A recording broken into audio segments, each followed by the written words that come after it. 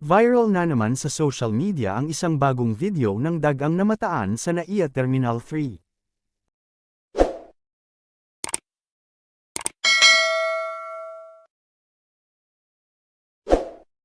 Viral na naman sa social media dahil isang daga ang muling nakitang pagala-gala sa loob ng Ninoy Aquino International Airport.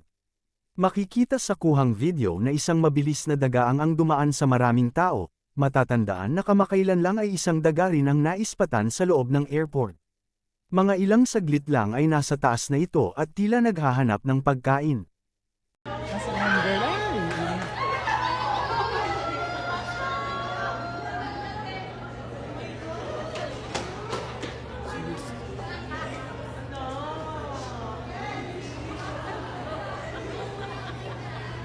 Hati naman ang komento ng netizens, naghahanap lang ng makakain ang daga. Pupunta lang siya ng kusina para magluto.